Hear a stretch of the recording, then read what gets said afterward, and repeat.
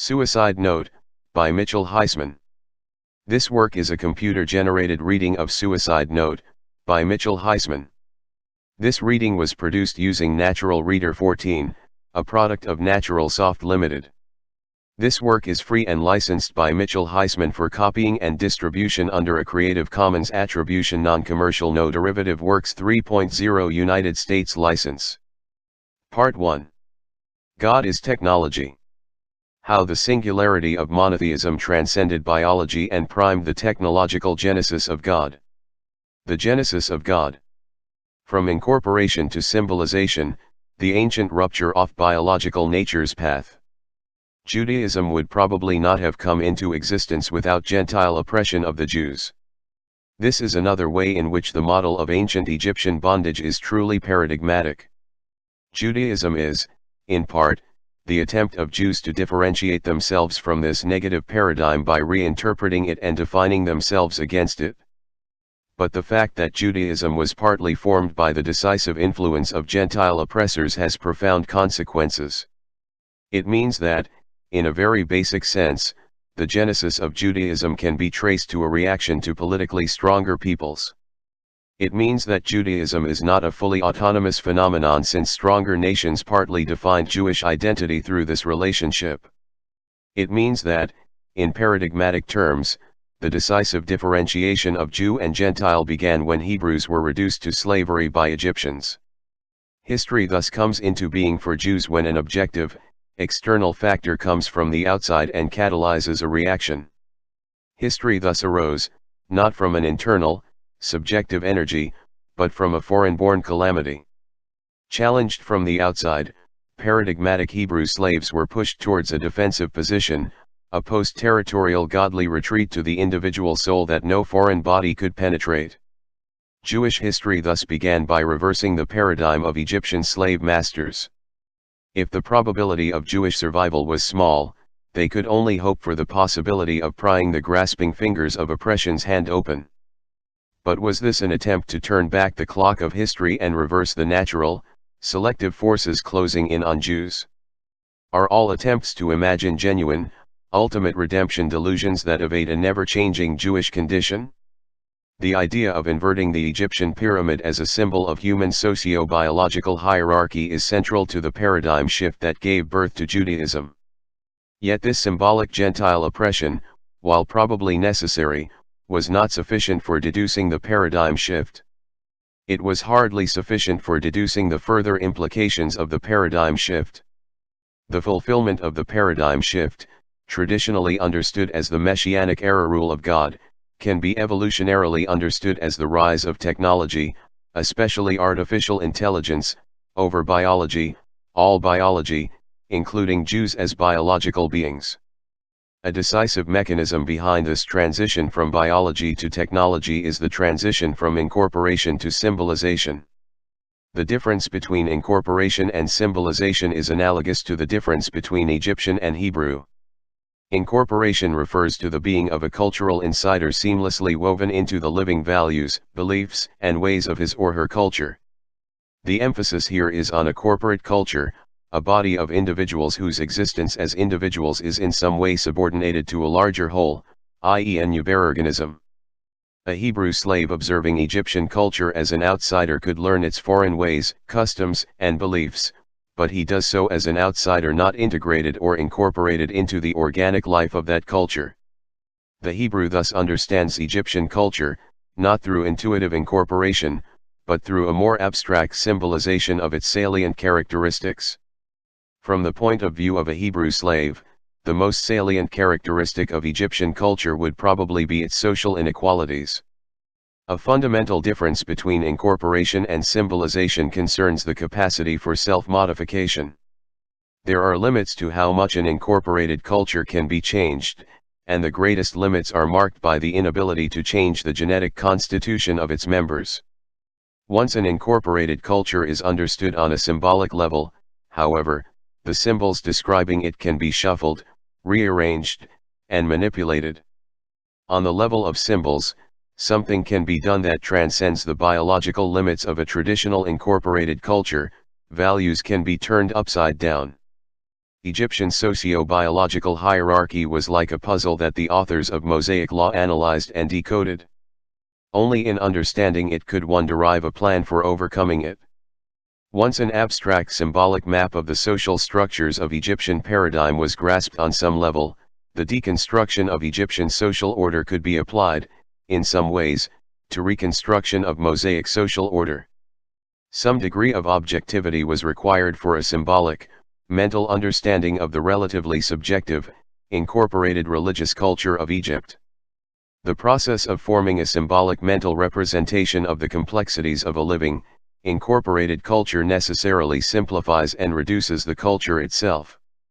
Something is lost in the process. Biological factors are especially prone to loss in the process of symbolic memification of an incorporated culture.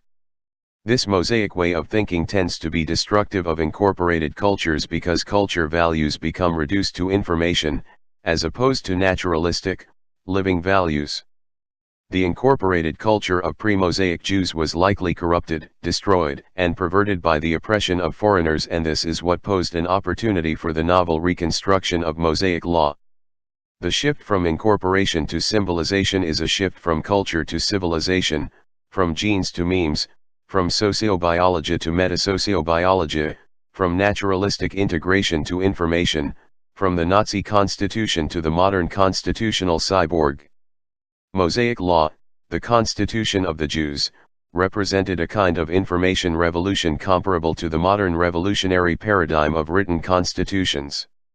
The difference between incorporation and symbolization is the difference between Heidegger and Cassirer at Davos in 1929. Any purely biological understanding of Judaism begins by missing what is distinctive to Judaism. If Mosaic morality came naturally to Jews, there would be need to code it into a system of laws, for it would already be encoded in Jewish genes. This is the whole point. Mosaic law was necessary precisely because it was not encoded in Jewish genes. The Torah contains a mimetic code of instructions and directives designed to transcend the genetic code.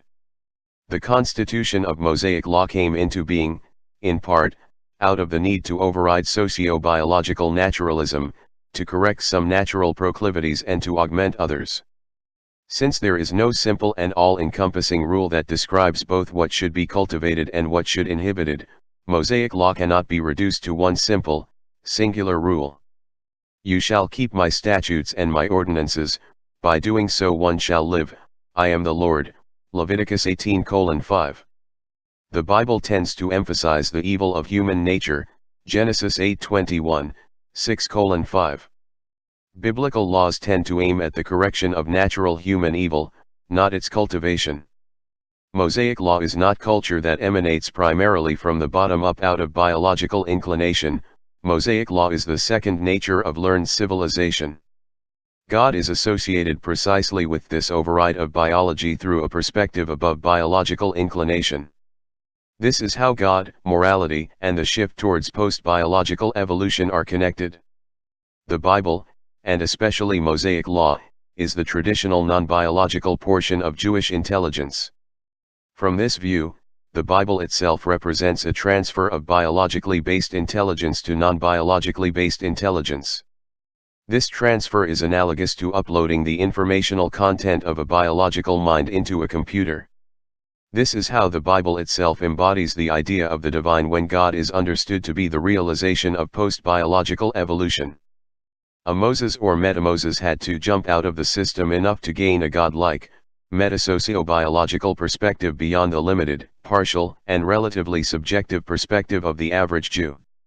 While part of the genius of the Torah stemmed from its author's sensitivity to the realities of bottom-up behavior, its top-down construction led to a distinct break or discontinuity between genes and memes. Judaism is characterized by a decrease in bottom-up biological self-reference proportional to an increase in the top-down self-replication of God memes.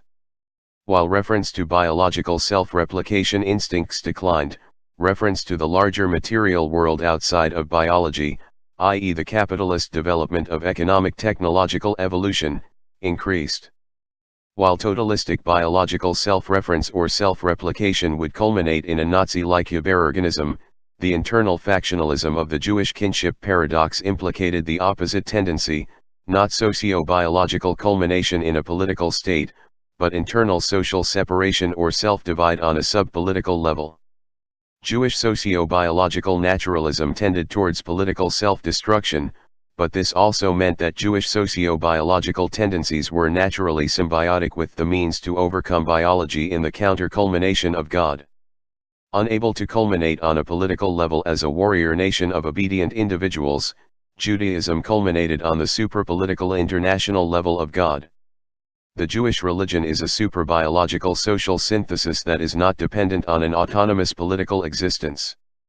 The Jewish inclination is not the political, but the metapolitical, critiquing the political. The laws of Judaism are above biology, above the normative laws of biological evolution, above an essentially biological purpose. This means that the national purpose of the Jews is something external to Jews, just the Mosaic laws themselves are external, i.e. not encoded in Jewish genes. The ultimate purpose of Judaism is God, and God is above biology. God represents a discontinuity between biology and super-biological biblical laws divinized on the basis of this discontinuity. Judaism began to question and marginalize the dominance of biological values, and this defining anti-biological logic ultimately implicates an ultimate gene/mem or biological/superbiology discontinuity. Since the memes of Jewish law are divorced and not directly extended from the context of a genetic program, the mem technology of Judaism possesses a detectable characteristic: the grafting onto the biological foundation is imperfect and artificial. Put another way, Jewish law is not a purely organic extension of Jewish sociobiology, and its morality, in many respects, consists of mastering organic inclinations. Moral struggles to follow the law emphasize precisely the discontinuity between organic inclination and super-organic commandments. One consequence for the Jewish mentality is the high degree of mental adaptability that comes from the discipline of resisting submission to the grain of inherited biological program. Two of Hitler's favorite accusations against the Jews were rootlessness and internationalism.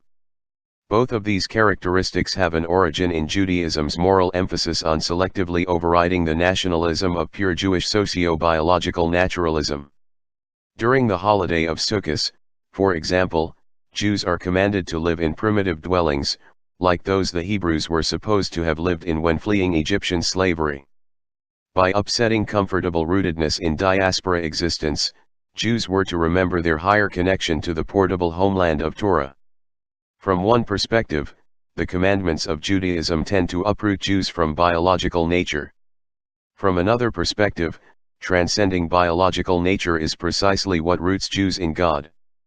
The being of Judaism is not rootedness in biology, it is precisely the transcendence of biology that leads to closeness with God. Jewish rootlessness is thus a consequence of gene-mem discontinuity. Self-inversion is the logical conclusion of Jewish rootlessness. The self-consistent override of biological roots expresses itself, first in human universalism, and ultimately in an overthrow or inversion of one's own biological roots. Jewish memes ultimately undermine the Jewish biological roots that originated the memes.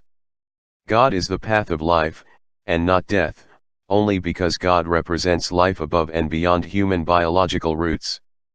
God is almost identical with the defining ability to change one's source code. While DNA, the source code of biological life, has been largely unchangeable until recently, Judaism took a leap forward with a systematic Mosaic override of the highest rules of behavior. The laws of Moses were an innovation comparable to a prospective artificial intelligence's ability to change its own source code.